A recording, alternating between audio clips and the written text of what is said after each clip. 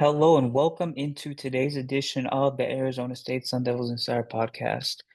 My name is Kevin Hickson. I'm your lead beat writer for the Arizona State Sun Devils on SI, and I'm so grateful to be joining you on this beautiful Sunday afternoon.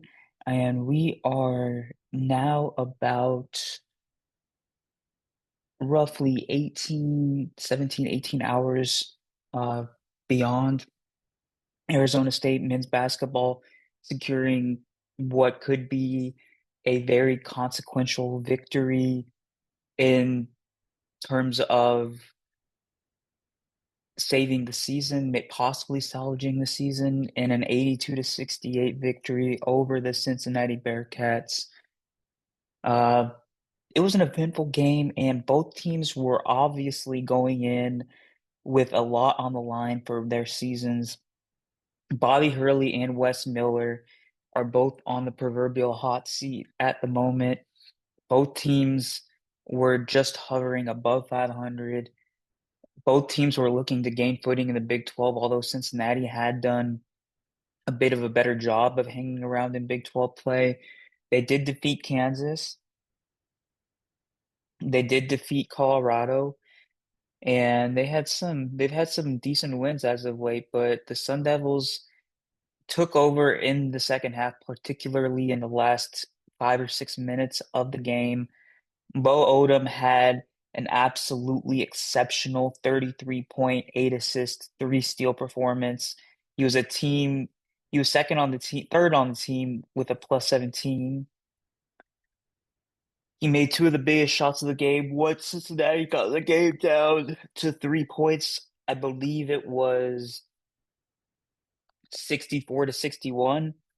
Odom hit two consecutive massive 3-point shots, one from about 25 feet out and one from about 29 or 30 feet out. That really allowed the Sun Devils to coast the rest of the way. And there were a lot of positives to take from the game. The Sun Devils forced 15 Cincinnati turnovers, scored 17 points off of that. You got 19 bench points from three players, which 17 of those points were from Anthony Pig Johnson and Noah Mayusin. Alan Mukeba had some solid moments, even though he didn't get a whole lot of volume in terms of having the ball in his hands or making offensive plays. Santiago Truitt was massive in this game, made a three-pointer, grabbed five rebounds, including two offensive boards. Masamba Diop was massive once again. He only scored 6 points, but he grabbed 10 rebounds. He dished out two assists. He blocked four shots. He was a team high plus 24. And really, all I can say is that this team showed a lot of grit in this game. This team showed a lot of gumption in this game. The eight-man rotation really, there wasn't any singular player on the team that had a quote-unquote bad game. Really, their shot distribution was really, really nice. They shot 54% in the second half from the field. For the game, they shot 13 of 28 from three-point range, which is a little bit higher than normal in terms of the three-point volume that they get up. They shot 21 free throws. They did only make 15 of them, 71%. They left some points on the board at the line, but you can't harp on that too much. I mean, 31 rebounds in the game. That could have been better, but they grabbed they grabbed 17 rebounds in the second half, including three offensive rebounds. Those offensive boards resulted in 11 second chance points. They averaged 1.2 points per possession, which is very, very, very encouraging. They led for about 33 minutes of the game, so over 80% of the game. Bobby Hurley talked about how the comments he made after Wednesday night's game were really designed to light a fire under his team. that was one of the best sound bites of the post-game press conference from Coach Hurley that he said, I'm not a complete idiot. I might be a partial idiot, but basically that's a different conversation to be had. And I think that the way Hurley really was honest about the way things were going might have set the team on a completely different course over the rest of the way. They are now 2-5 in conference play. They have 11 conference games left, including five at home. They will continue to have some major challenges along the way, not denying that whatsoever. But I think that Hurley having that honest conversation with his team, or the team having that honest conversation with Hurley, is going to put them back on the same page. I think that we saw, even though it's just a taste of what could come, that this team is once again refocused. They want to prove the world wrong once again. They played their most connected game of basketball since maybe even the Oklahoma game, uh, well over a month ago.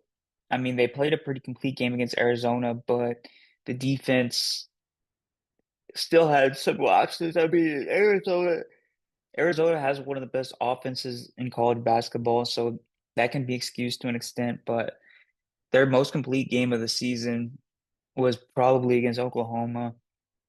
And the Cincinnati game looked a lot like that.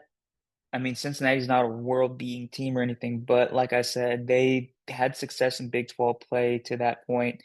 Baba Miller, Sean Abayev,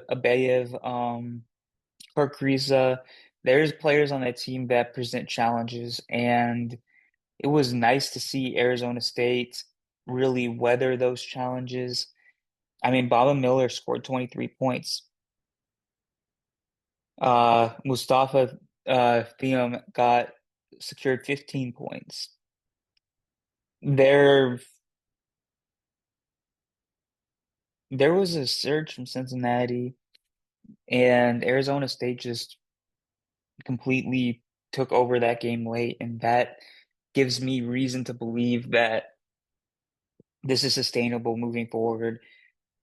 And as I said a minute ago, it's no guarantee that this is going to continue because I really voiced concerns that if they lost the Cincinnati game, that the season could really, really spin out of control due to the team playing UCF in Arizona this coming week, two of the better teams in the Big 12. I mean, I believe Arizona is ranked third in net right now, and UCF is ranked about 38th or 39th, which is seventh in the conference. And they are the highest ranked team outside of what is considered the inner circle, which is Zona, Houston, Texas Tech, BYU, Kansas, and Texas Tech.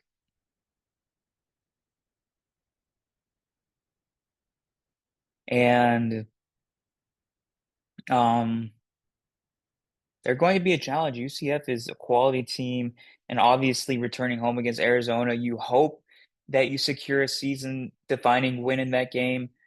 But I am kind of under the impression that that was the best effort they had to give against Arizona. I think that Tommy Lloyd's going to have his team prepared to come back and leave no doubts the next time around. And then after that, you have some games that you are absolutely non-negotiables in terms of what you need to win. Let's just say they lose to both UCF and Arizona. You enter a stretch where you play Utah twice. Those are non-negotiable wins. That puts them at 13 wins. And then Oklahoma State, that puts them at 14 wins. Colorado, the rematch against Colorado, that's 15 wins. And then you need to secure three wins to get to 18 wins between a combination of Baylor on the road, TCU on the road, Texas Tech at home, Kansas at home, Iowa State on the road. And when you get to that point, the margin is very, very slim. So in an ideal world, they win one game this week and keep them on track to possibly being in the conversation to secure an NCAA tournament berth. But we shall see what happens in the weeks ahead. there's one thing that's for sure. The game on Saturday night was an encouraging first step, and I am thrilled to be covering the Arizona State men's basketball team for the rest of the season on Arizona State on SI. And once again, thank you so much for tuning in to another edition of the Sun Devils Insider podcast, and I will see you with another episode tomorrow.